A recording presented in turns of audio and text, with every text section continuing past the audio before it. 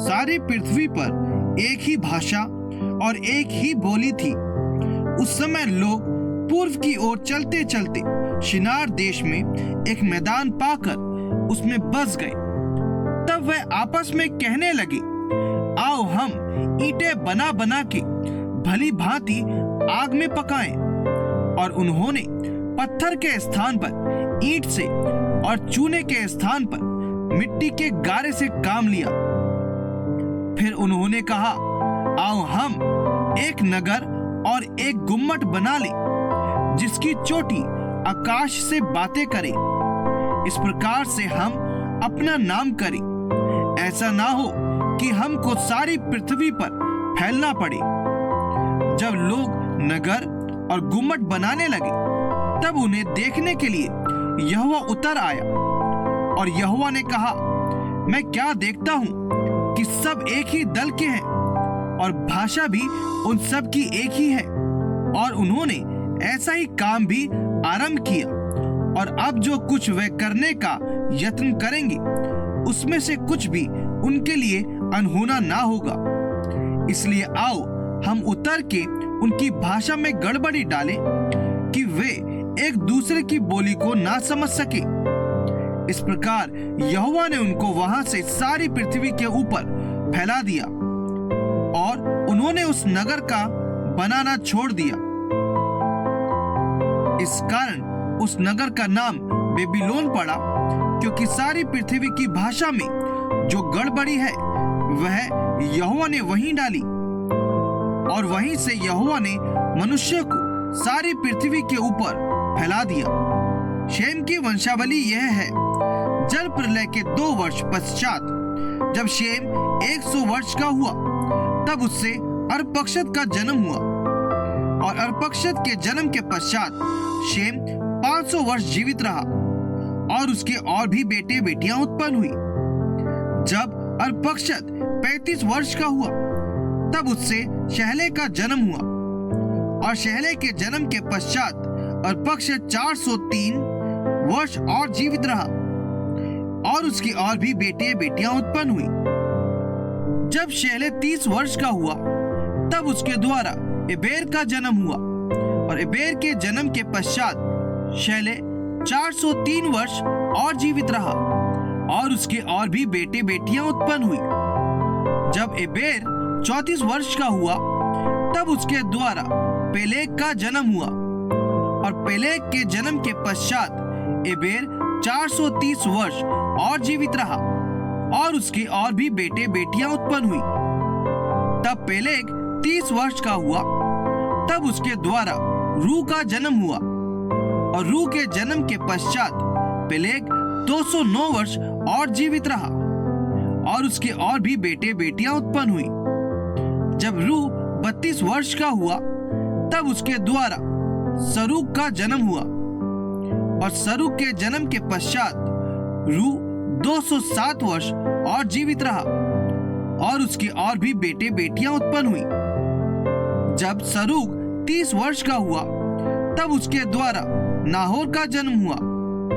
और नाहोर के जन्म के पश्चात सरूग 200 वर्ष और जीवित रहा और उसके और भी बेटे बेटियां उत्पन्न हुई। जब नाहोर 29 वर्ष का हुआ, तब उसके द्वारा तेरे का जन्म हुआ। और तेरे के जन्म के पश्चात नाहोर 129 वर्ष और जीवित रहा और उसके और भी बेटे बेटियां उत्पन्न हुई। जब तक तेरे 70 वर्ष का हुआ, तब तक उसके द्वारा अब्राम और नाहोर और हारान उत्पन्न हुए।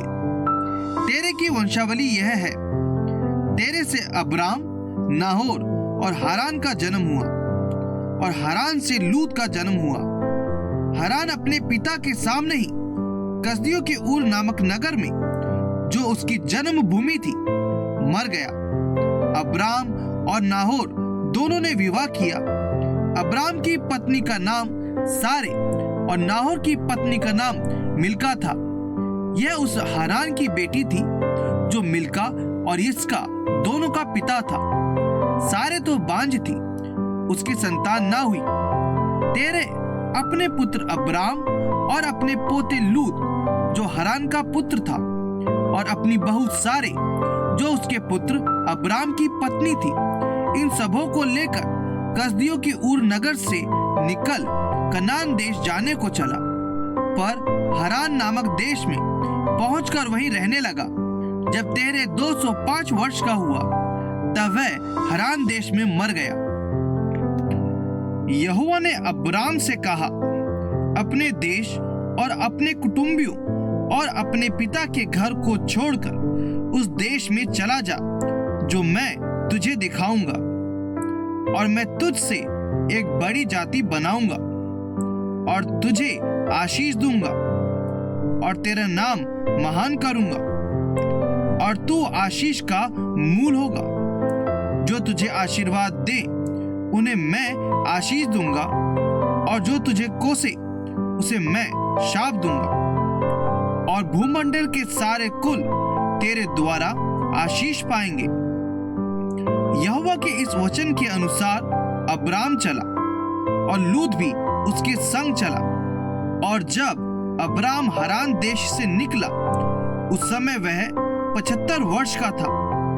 इस प्रकार अब्राम अपनी पत्नी सारे और अपने भतीजे लूत को और जो धन उन्होंने इकट्ठा किया था और जो प्राणी उन्होंने हरान में प्राप्त किए थे, सबको लेकर कनान देश में जाने को निकल चला।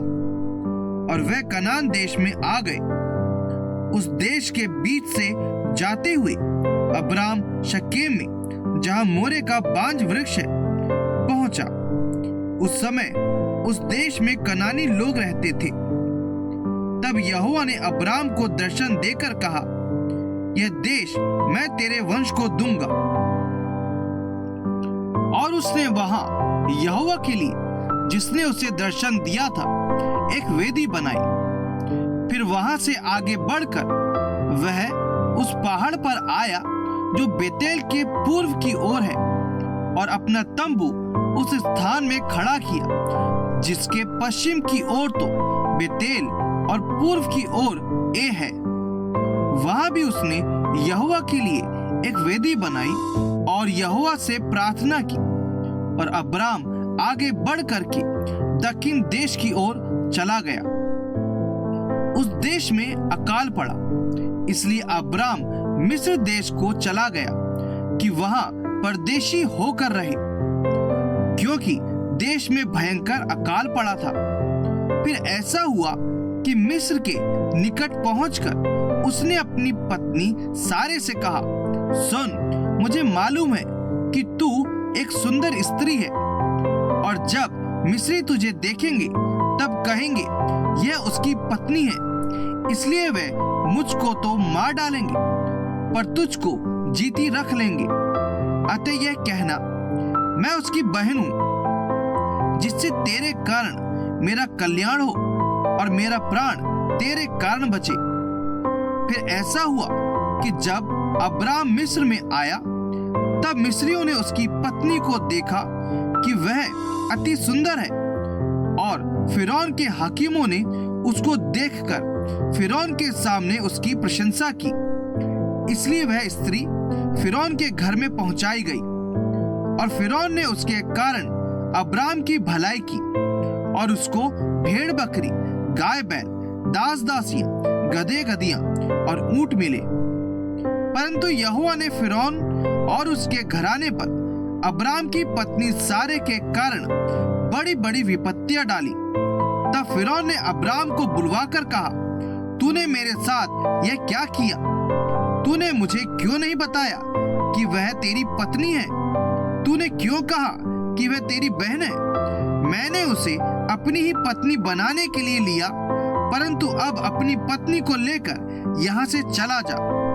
तब फिरौन ने अपने आदमियों को उसके विषय में आज्ञा दी, और उन्होंने उसको और उसकी पत्नी को सब संपत्ति सहित जो उसकी थी विदा कर दिया।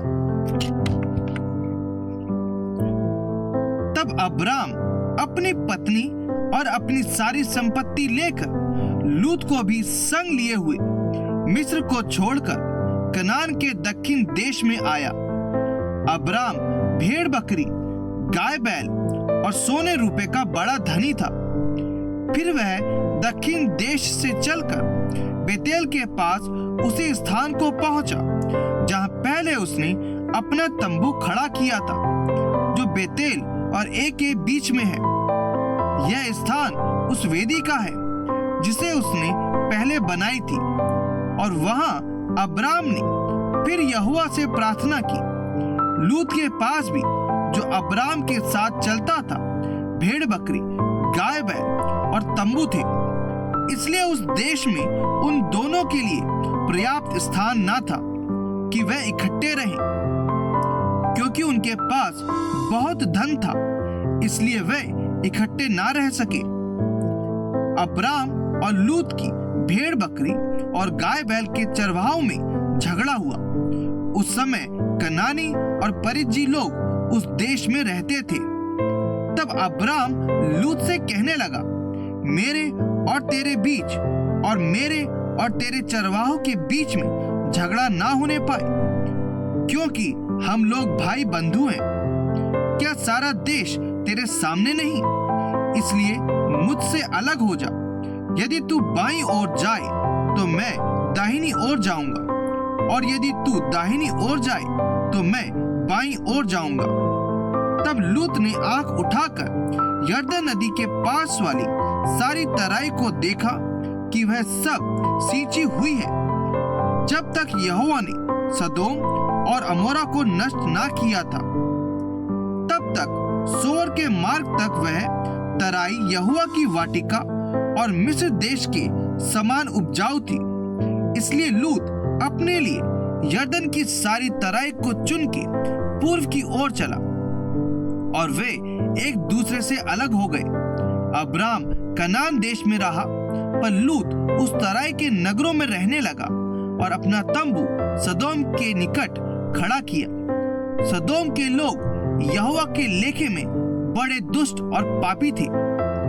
जब लूत अब्राम से अलग हो गया, तब उसके पश्चात यहोवा ने अब्राम से कहा, आंख उठाकर जिस स्थान पर तू है वहां से उत्तर, दक्षिण, पूरब, पश्चिम चारों ओर दृष्टि कर, क्योंकि जितनी भूमि तुझे दिखाई देती है उस सब को मैं तुझे और तेरे वंश को युग युग के लिए दूंगा। और मैं तेरे वंश को पृथ्वी की धूल के किनकों के समान बहुत करूंगा, यहाँ तक कि जो कोई पृथ्वी की धूल के किनकों को गिन सकेगा वही तेरा वंश भी गिन सकेगा। उठ, इस देश की लंबाई और चौड़ाई में चल फिर, क्योंकि मैं उसे तुझी को दूंगा। इसके पश्चात अब्राम अपना तंबू उखाड़कर ममरे के बांज वृक्षों के बीच जो हिब्रोन में थे जाकर रहने लगा, और वहां भी यहोवा की एक वेदी बनाई। शिनार के राजा अम्रापेल और एलासर के राजा अर्योग और एलाम के राजा कदोर्लाओमेर और गोइम के राजा तिदाल के दिनों में ऐसा हुआ कि उन्होंने सदोम के राजा बेरा और अमोरा के राजा बिरशा और अदबा के राजा शिनाब और सबोयीम के राजा शमेबेर और बेला, जो सोर भी कहलाता है, इन राजाओं के विरुद्ध युद्ध किया। इन पांचों ने सिद्दीम नामक तराई में, जो खारे ताल के पास है, एका किया। 12 वर्ष तक तो ये कदोर्लाओमेर के अधीन रहे, पर 13वें वर्ष में उसके विरुद्ध विद्रोह किया। 14वें वर्ष में कदोर्लाओमेर और उसके संगी राजा आए और अशतरोक्तनम में रपाइयों को और हाम में जूजियों को और शाबे किरियतैम में एमियों को और सेईर नामक पहाड़ पर होरियों को मारते मारते उस एल्पारान तक, जो जंगल के पास है, पहुंच गए। वहां से वे लौटकर एनमी शपात को आए, जो कादेश भी कहलाता है, और अमालेकियों के सारे देश को और उन एमोरियों को भी जीत लिया जो हसोर तामार में रहते थे। तब सदोम, अमोरा, अदमा, सबोयीम और बेला, जो सोर भी कहलाता है, इनके राजा निकले और सिद्दीम नामक तराई में उनके साथ युद्ध के लिए पांति बांधी, अर्थात एलाम के राजा कदोर्लाओमेर, गोइम के राजा तिदाल, शिनार के राजा अम्रापेल और एलासर के राजा अर्योग, इन चारों के विरुद्ध उन पांचों ने पांति बांधी।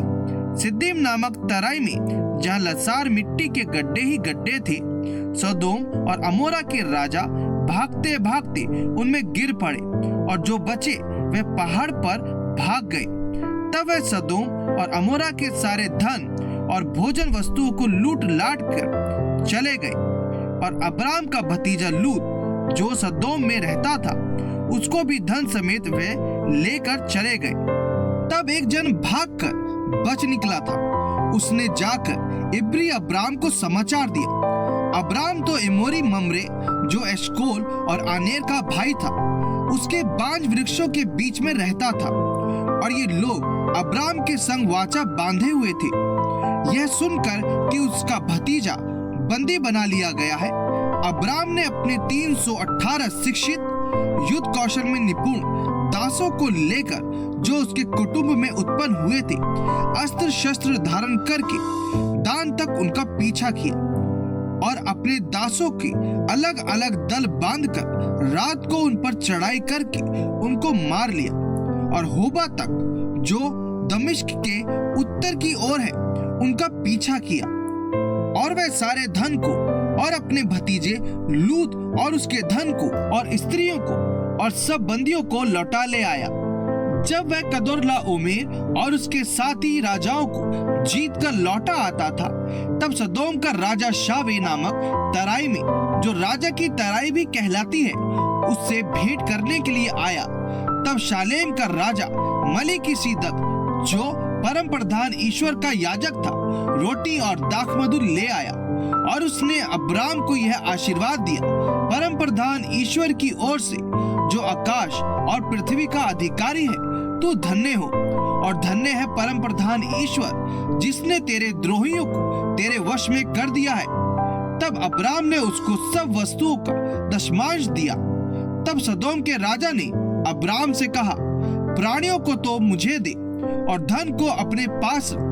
अब्राम ने सदोम के राजा से कहा, परम प्रधान ईश्वर यहोवा, जो आकाश और पृथ्वी का अधिकारी है, उसकी मैं यह शपथ खाता हूँ कि जो कुछ तेरा है, उसमें से ना तो मैं एक सूत और ना जूती का बंधन, ना कोई और वस्तु लूंगा, कि तू ऐसा ना कहने पाए कि अब्राम मेरे ही कारण धनी हुआ। पर जो कुछ इन जवानों ने खा लिया है और उनका भाग जो मेरे साथ गए थे, अर्थात आनेर, एशकोल और ममरे, मैं नहीं लौटाऊंगा। वह तो अपना अपना भाग रख ले। इन बातों के पश्चात यहोवा का यह वचन दर्शन में अब्राम के पास पहुंचा, हे अब्राम, मत डर, तेरी ढाल और तेरा अत्यंत बड़ा प्रतिफल मैं हूँ। अब्राम ने कहा, हे प्रभु यहोवा, मैं तो निर्वंश हूँ और मेरे घर का वारिस यह दमिश्क वासी एलीएजेर होगा, अतः तू मुझे क्या देगा? और अब्राम ने कहा, मुझे तो तूने वंश नहीं दिया, और क्या देखता हूँ कि मेरे घर में उत्पन्न हुआ एक जन मेरा वारिस होगा। तब यहोवा का यह वचन उसके पास पहुंचा, यह तेरा वारिस ना होगा, तेरा जो निज पुत्र होगा वही तेरा वारिस होगा। और उसने उसको बाहर ले जाके कहा, आकाश की ओर दृष्टि करके तारागण को गिन, क्या तू उनको गिन सकता है? फिर उसने उससे कहा, तेरा वंश ऐसा ही होगा। उसने यहोवा पर विश्वास किया और यहोवा ने इस बात को उसके लेखे में धर्म गिना। तब उसने उससे कहा, मैं वही यहोवा हूँ जो तुझे कसदियों के उर नगर से बाहर ले आया कि तुझको इस देश का अधिकार दूं। उसने कहा, हे प्रभु यहोवा, मैं कैसे जानूं कि मैं इसका अधिकारी होऊंगा?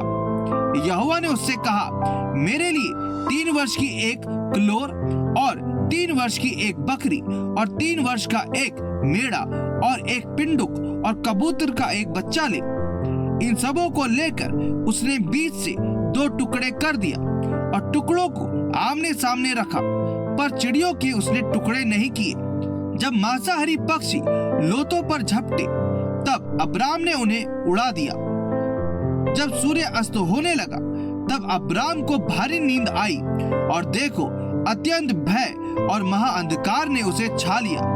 तब यहोवा ने अब्राम से कहा, यह निश्चय जान कि तेरे वंश पराये देश में परदेशी होकर रहेंगे और उस देश के लोगों के दास हो जाएंगे और वह उनको 400 वर्ष तक दुख देंगे। फिर जिस देश के वे दास होंगे उसको मैं दंड दूंगा और उसके पश्चात वे बड़ा धन वहां से लेकर निकल आएंगे। तू तो अपने पितरों में कुशल के साथ मिल जाएगा। तुझे पूरे बुढ़ापे में मिट्टी दी जाएगी, पर वह चौथी पीढ़ी में यहाँ फिर आएंगे, क्योंकि अब तक एमोरियों का अधर्म पूरा नहीं हुआ है। और ऐसा हुआ कि सूर्य अस्त हो गया और घोर अंधकार छा गया। तब एक अंगीठी जिसमें से धुआं उठता था और एक जलती हुई मशाल दिखाई दी जो उन टुकड़ों के बीच में से होकर निकल गई। इसी दिन यहोवा ने अब्राम के साथ यह वाचा बांधी, मिस्र के महानद से लेकर फरात नामक बड़े नद तक जितना देश है, अर्थात केनियों, कनिजियों, कदमोनियों, हित्तियों, परिज्जियों, रपाइयों, एमोरियों, कनानियों, गिर्गाशियों और यबूसियों का देश मैंने तेरे वंश को दिया है।